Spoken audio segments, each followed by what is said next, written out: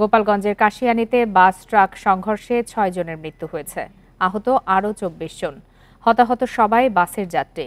সকাল ৮:45টার দিকে Majhigati bus stand এলাকায় খুলনা থেকে ঢাকাগামী ইমাদ পরিবহনের বাসের সাথে ট্রাকের সংঘর্ষ হয়। চালকের চোখে ঘুম ও বেপরোয়া গতির কারণেই দুর্ঘটনা বলছেন যাত্রী ও স্থানীয়রা। প্রিয় নম্বর সেট করে বিকাশে সেন্ড মানি করুন ফ্রি।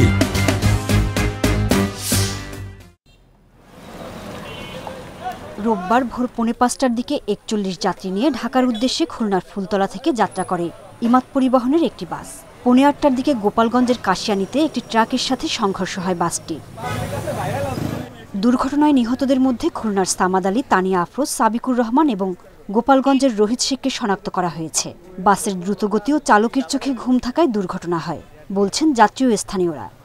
ট্রাকটা যাইতেছে আর পরিবহন মাঝে লাগাই দিয়ে পরিবহনে সবকিছু পড়ে যাই, গাড়ি ফিরে দৌড়। বাম পাশে আমাদের ইমাদ গাড়িটা গাছের নিচে পড়ে আছে। পড়ে থাকার পরবর্তীতে আমরা দেখি যে লাশ স্পিডে থাকে এবং এরা ঘুমাই গাড়ি চালাইছে। এই ঘুমের কারণে এই অ্যাক্সিডেন্টটা ঘটছে। দ্রুত ঘটনাস্থলে পৌঁছে উদ্ধার কাজ শুরু করে স্থানীয় লোকজন ও পুলিশ। প্রায় ১ ঘন্টা বন্ধ থাকে ঢাকা খুলনা মহাসড়কের যান চলাচল। পুলিশ দুর্ঘটনা কবলিত বাস ও ট্রাক সরিয়ে নেওয়ার পর সড়কে যান চলাচল স্বাভাবিক হয়। মুখোমুখি সংঘর্ষ হয়। সংঘর্ষ হয়ে দুটি গাড়ি রাস্তার বাম পাশে অর্থাৎ উত্তর সাইডে পড়ে যায়।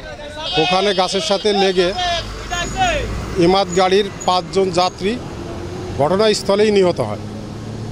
আর ইমাদ গাড়ির ক্ষয়ক্ষতি হয় প্রচুর।